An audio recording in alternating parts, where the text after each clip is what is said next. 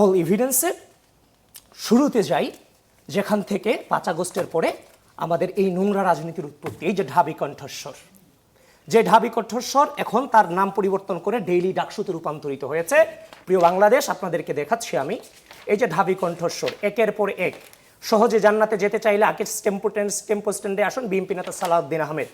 এভাবে যত ধরনের ভুয়া ফটোকার্ড আছে ঢাবি কণ্ঠস্বরের নামে 5 আগস্টের পরবর্তী সময়ে ঢাকা বিশ্ববিদ্যালয়ের মাটি থেকে এগুলোকে ছড়িয়ে দেওয়া হয়েছে। এই যে আমি দেখালাম, এটা হচ্ছে ঢাবি কণ্ঠস্বর। প্রিয় বাংলাদেশ, এটা ঢাবি কণ্ঠস্বর। এবার আসেন নাম্বার 1, এবার আসেন নাম্বার 2, ডিউ ইনসাইডার। এই যে ডিউ ইনসাইডার দিয়ে যত ধরনের অপতথ্য অপপ্রচার ঢাকা বিশ্ববিদ্যালয় থেকে প্রয়োজন। তারেক রহমান হিন্দুদের জন্য 20% কোটা বরাদ্দের কথা বলেছেন, পরে ভোট বাহিনীর ঘুম নেই। আমার কথা হলো ক্ষুদ্র নিগোষ্ঠীর কোটা পেলে হিন্দুরা কেন নয়, তানভীর আল হাদি মায়ের। এভাবে আমরা লম্বা সময় ধরে আলোচনা করব, আসবো আপনার কাছে। না, আমাকে কিছু সময় দেন, প্লিজ শেষ করতে দেন। তিনজন অতিথি আছেন, আমরা সময়টা বন্টন করতে চাই। ডিউ ইনসাইডার। এবার আসেন ডেইলি ডিউ অবজারভার। জি, এখন বর্তমান নাম ভয়েস অফ জেনজি। এই যে দেখেন, এই হচ্ছে ঘটনা। এই যে মিথ্যা যত ফটোকার্ড আছে এগুলো ছড়ানো হয়েছে।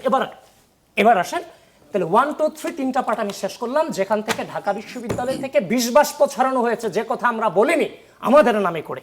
এবার আসেন এগুলা কে করেছে? এগুলো তো কেউ করেছে, তাহলে কে করেছে? একজন অসাধারণ শিক্ষার্থীর আমল নামা, প্রিয় বাংলাদেশ, নাম ফয়সাল উদ্দিন, বাড়ি চট্টগ্রাম লোহাগড়া চম্বড়া ইউনিয়ন। আপনি এইদিকে দেখেন। হ্যাঁ, ডিপার্টমেন্ট ফার্সি ভাষা সাহিত্য, সেশন 18-19, মাস্টার দা সূর্যসেন হল, সে ঢাকা বিশ্ববিদ্যালয়ে থাকে। সাদিক কায়েমের বন্ধু। এবার আসেন এই যে ডিউ ইনসাইডারে সে ছবি তুলেছিল যখন, আরো পরিচয় দিচ্ছি। এবার আসেন মেইন কথায়, ফয়সালের যে মেইন ফেসবুক পেজ কিংবা মেইন ফেসবুক আইডি, সেই আইডিতে যখন তার ফোনের যে স্ক্রিন ভিডিও আমরা নিয়ে এসেছি, তার নিজের ফোনের স্ক্রিন ভিডিও, এই যে Faisal, due insider, due observer, our speech, due insider, English today, daily Ittehad, আস্তার বাজার, এই পেজগুলো ফয়সাল চালাতো। আসবো আমি আপনার কাছে। একবারই শেষ না, আমরা কিন্তু অনেকক্ষণ কথা বলবো। এটা শেষ করতে দেন। 16 মার্চ সাদিক কায়েম যখন হজে গিয়েছিলেন, উমরায় গিয়েছিলেন, তখন সাদিক কায়েম তাকে ফয়সালকে মেসেজ দিয়েছে যে তোমার জন্য আমি দোয়া করেছি। সে পুজ দিয়েছে, জীবনে কেউ একজন আছে যিনি আমার জন্য নাম ধরে দোয়া করেছেন মক্কায়, তিনি আমাদের ভিপি সাদিক কায়েম ভাই। এরপরে সে পুজ দিয়েছে, দেখেন এই বছর সম্ভাবনা, আগামী বছর আপনি এভিডেন্স গুলো তুলে ধরবেন, একবারে সব শেষ করলে আপনি নিচে পরে আলোচনার জন্য আপনি আরো রাখবেন। ফয়সাল নয়, আমি শেষ করতে দেই।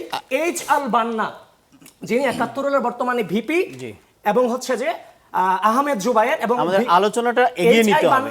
আপনি দেখাবেন, আপনি সবগুলো দেখাবেন, আমি আপনাকে সময় দিব। এই যে দেখেন, আমি এই প্রমাণগুলো দেওয়ার পরে আজকে এই সাদিক কায়েম বসে এই প্রমাণগুলো এখান থেকে মিথ্যা প্রমাণিত করে নিঃসন্দেহে তিনি তার বক্তব্য দিবেন। 5 আগস্টের পরে উত্তপ্ত ক্যাম্পাস কেন হলো?